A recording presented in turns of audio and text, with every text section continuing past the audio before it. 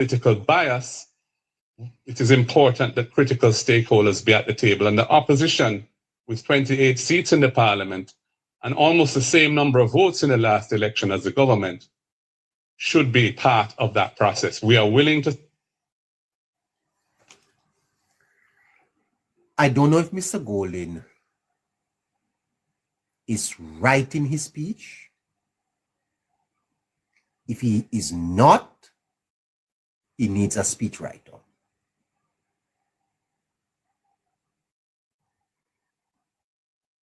If Mr. Golding is to stop speaking extemporaneously, extemporaneous talk, because what Golding just said here is loaded. Loaded. And I feel like I want to pick it apart and show you how loaded this is. Let me back it up a little.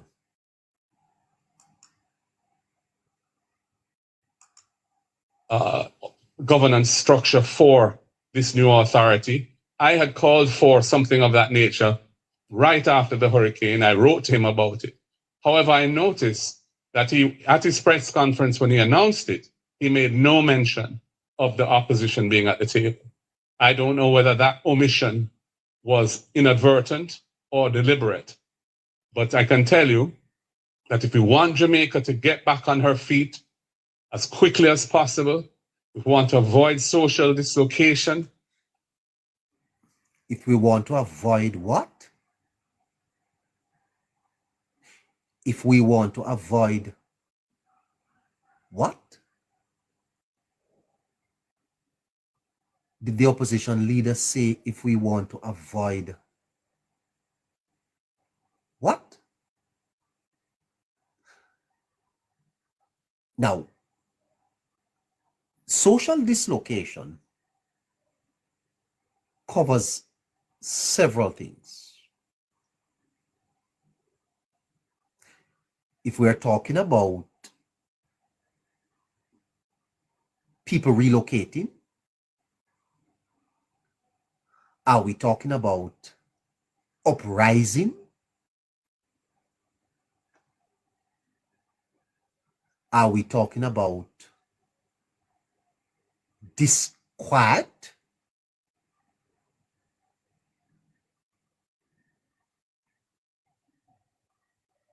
What are we talking about here? Mr. Golding, write your speeches, sir. Read from the script. Because you must not be misquoted, and we must be able to understand what you are saying. Because there is a view that you do not mind chaos. Is there any hint here when you speak of? Let me play it again, because you comrades have taken note. Wrote to him about it. However, I noticed that he, at his press conference when he announced it, he made no mention of the opposition being at the table. I don't know whether that omission was inadvertent or deliberate, but I can tell you that if we want Jamaica to get back on her feet, I can tell you, pick it up there. I can tell you that if we want Jamaica to get back on her feet, you better include the opposition. Wow. Well, I tell you this. I'd love for a comrade to come here tonight and tell me what it is that the leader of the opposition is talking about. If you want Jamaica to get back on her feet, you better include the opposition. Huh? Is that or else what? Or else what? If you don't include the opposition, then what?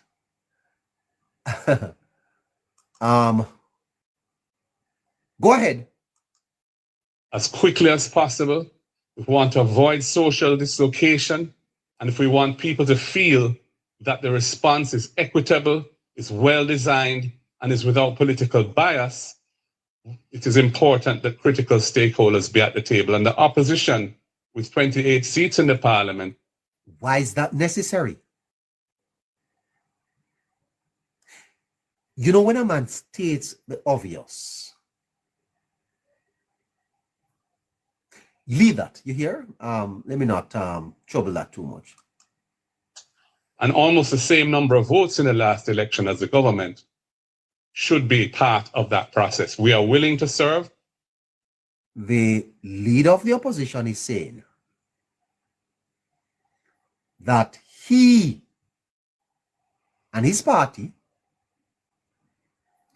are almost equal in terms of political support in Jamaica. That him and Andrew Holness got virtually the same amount of votes.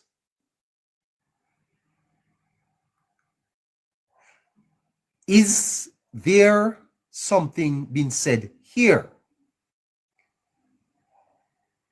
that he has 28 seats and he has gotten virtually the same amount of votes as the government? That is of no moment, sir. The democracy recognizes a government that first passed the post with 32 seats. It could be by one vote. They are the majority. It does not matter how many seats you have. The strength of the opposition is not determined by the seats. It is a constitutional office.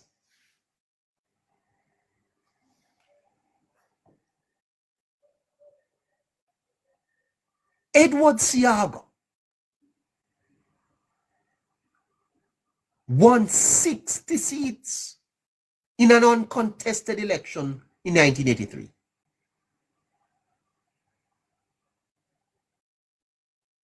And invited private individuals to sit in the Senate. Eddie Seaga could have adjusted the Constitution, you know, could have changed it. And as vilified as that man is, Philip George, he is one of Jamaica's best, for he almost had absolute power and he didn't abuse it. The number of seats that you have does not weaken the role of the opposition. It doesn't. To say I have 28 seats is to assert an authority above what you have. Is to call on your numbers to make a point. You don't need to make that point by pointing to how many votes you got. If the government won 32 seats and the opposition 31. The government would still be the government. And the authority of the government is not limited by the seats it has. It can still appoint the 13 senators. I mean, there may be a little bit of challenge in the lower house with some pieces of legislation. You may need a 2/3 majority. But the opposition can still appoint 8 senators, government 13. Because the opposition is part of the governance structure, not government, governance. So why is the opposition leader continuing to repeat that he has 28 seats? Why? Why is that necessary? Why is it necessary to say if we want certain things to happen, we must be at the table? You don't must be at the table. No. It is to the extent, separate and apart from what happens in the parliament, it is to the extent that the government wants to include the opposition. They don't must. There's no law and rule that says they must.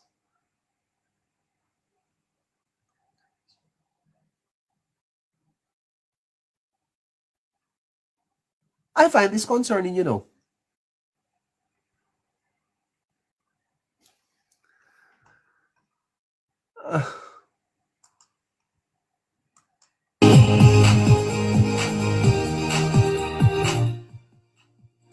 It's 8 o'clock. As a matter of fact, it's a minute after 8. Give me a little more time, please, Caroline. About 10 more minutes, please.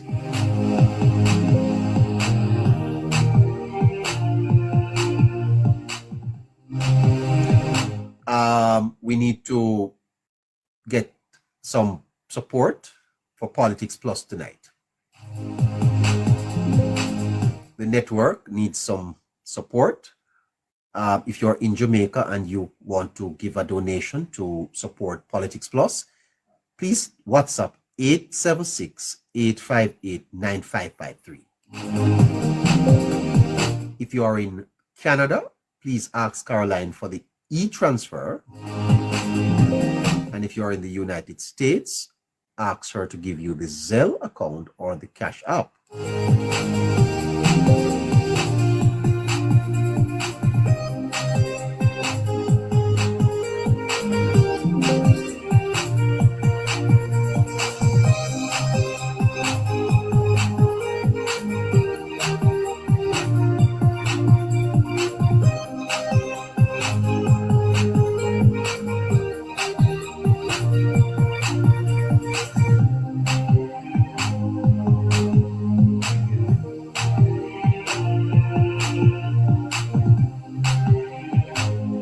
Now, finally,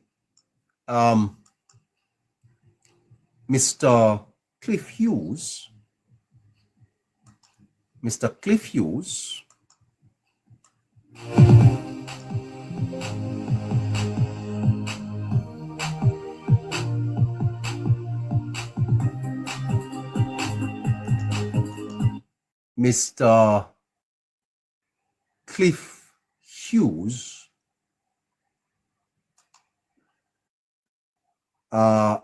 did something today that I found to be quite good, and I want to share it with you. Listen to him. Parliament setting out very clearly how his administration is going about rebuilding Jamaica after Melissa, and in doing so, showing a grasp of not only policy and governance, but technocrat competence. Yes, policy, but also governance and technocratic competence.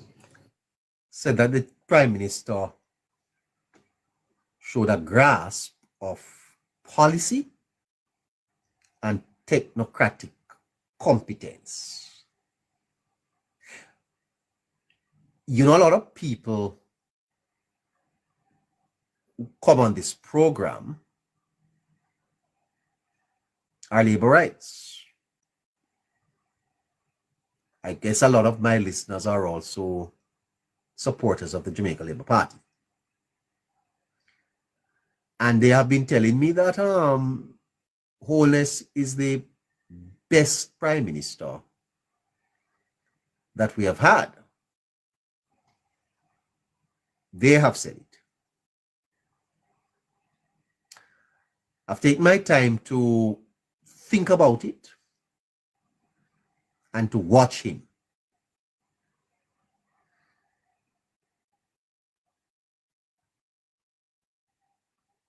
He's very good.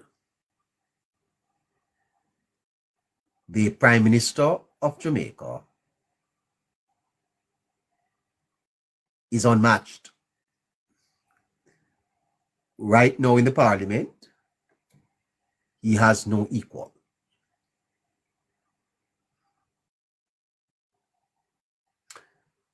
You know, the Prime Minister completed a doctorate, a PhD. And if you have watched him over the years, you would realize that he has grown in stature, in competence, in confidence. And I think he is feared intellectually.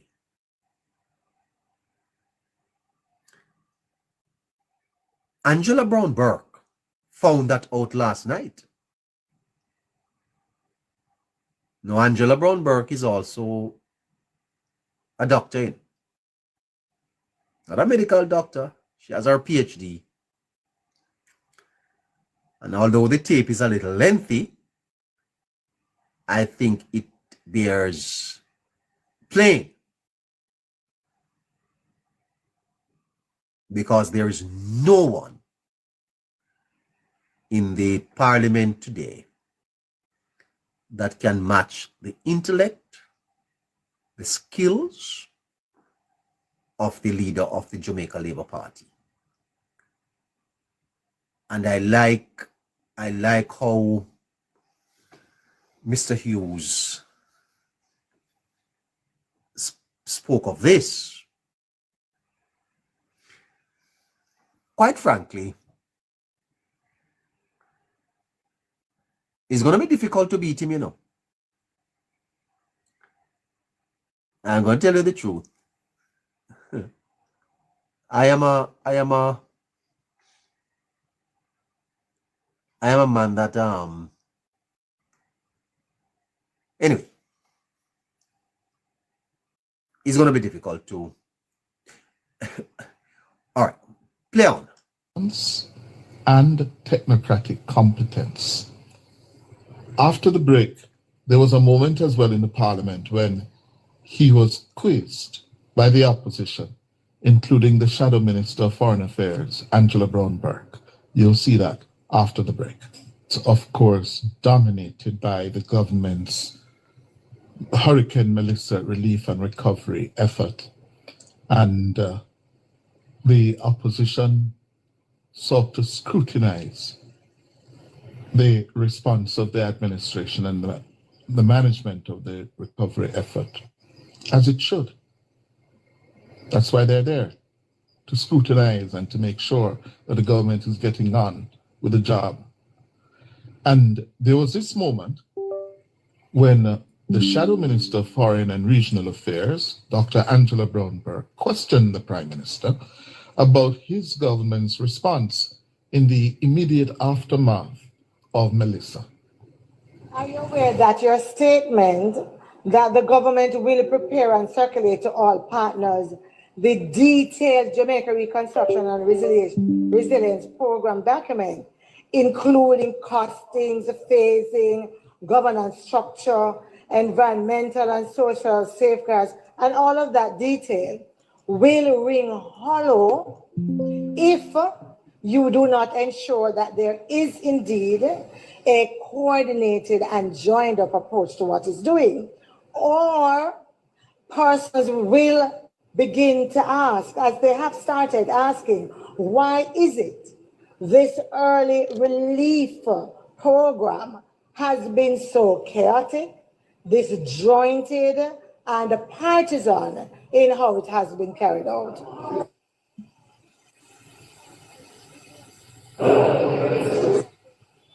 Mr. Speaker, what we have seen here and the question asked is a classic case of bringing the false notion onto a public platform.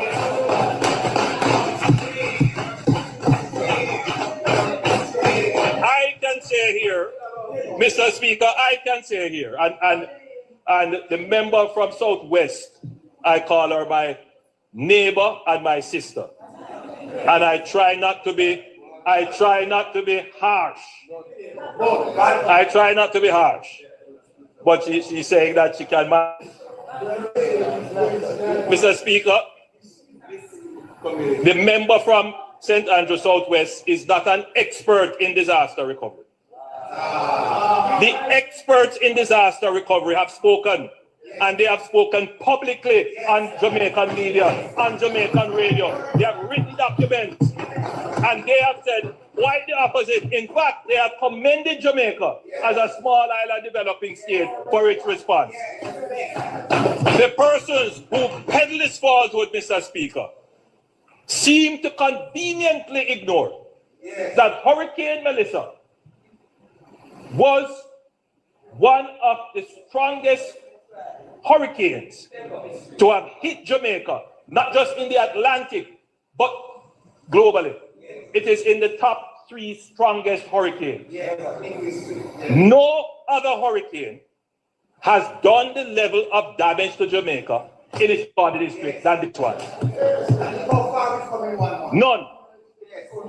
Within hours after Hurricane Melissa, I picked up the phone and I called the acting chief of defense staff, the head of the NWA, the minister responsible for works, and I said to them, get the airport open. They were out there in the night checking the road to make sure, checking with the necessary authorities to make sure that planes could land. The following day, we were able to open the airport. Mr. Speaker, in a few days, hold on, in a few days, we were able to open the Sangster International Airport. In 72 hours. Precisely. Now let me be clear on this, Mr. Speaker. Let me be clear. Roads were blocked. Communities cut off. I don't like to talk about what the equipment capability of the JDF is. But we don't have enough helicopters. We just don't. It took 3 days for us to get additional airlift from our American friends, and I want to thank them for making the airlift available. 3 days. When I landed in Black River the day after, I sent a team by ground. That team could not pass through Holland Bamboo to get to me. When I called to say where they were still with machetes trying to cut their way through. JDF was there with them trying to cut their way through. Never forget it, a lady said she walked 20 miles. I saw her coming in to Black River, and she said a neighbor of hers was out in the storm and the wall fell on him and he died. And we asked JDF, as soon as you're able to mobilize, go and find this body. I mean, I would say we had about 5 operational helicopters. Now you think about having just 5 helicopters 3 days after. How are you going to distribute that to deal with all the problems? The people who peddle that are unreasonable. and they are lying. And they don't need Jamaica anymore. Now, Mr. Speaker, I am the first one to say that in the immediate response, there was a scramble. We don't deny that because we have never had this before. Institutions, funny enough, Mr. Speaker, the members from Westmoreland made a very strong case that the disaster response was slow and ineffective. And I reflected on it. I did, because every criticism, I take it and I look at it, because if I am wrong, I'm the first to admit. In the same way that when I looked at the response, I said in the first 3 days, we were all just trying to run around and trying to get things done. And you know why, Mr. Speaker? Because the member will tell you that the disaster manager for the parish fell ill, had a stroke, and that key person in the coordination of the response was not available. But I wouldn't only use that as a response, as an excuse. There were persons who lost their roofs, who were cut off, had no telecommunications, we couldn't find them. So to say that our response was slow, it's not just a lie, it's unfair. Let's make another point, Mr. Speaker. The Jamaica Defence Force stood up an operation, and we had to make strategic decisions about how we are going to use our resources. Strategic decision number one. If there are people who want to come to Jamaica, who have the experience, who have the equipment, and who have the know-how to do this thing, let them go quickly into the areas. So I see people saying, I don't see nobody from the government. The only person I see is from the Lacovia police station.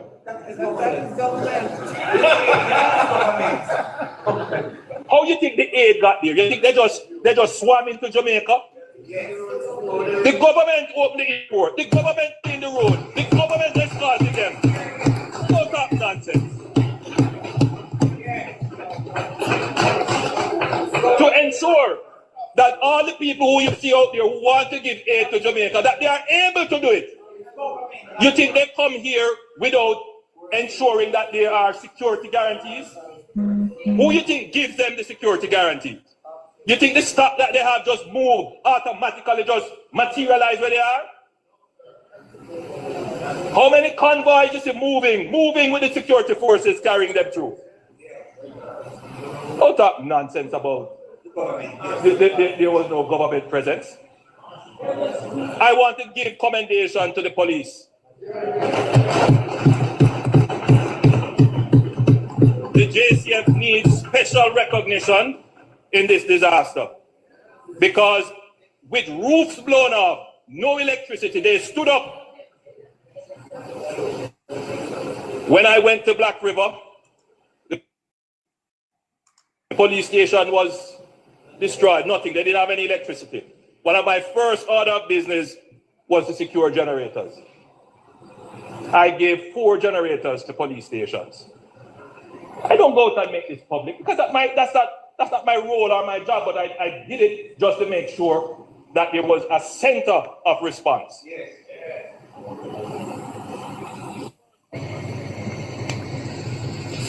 Prime Minister Andrew Holness last night at Gordon House in the Parliament on his feet responding. And I tell you, I am very concerned about a disease that is taking root in our politics. It's a disease that is being normalized in certain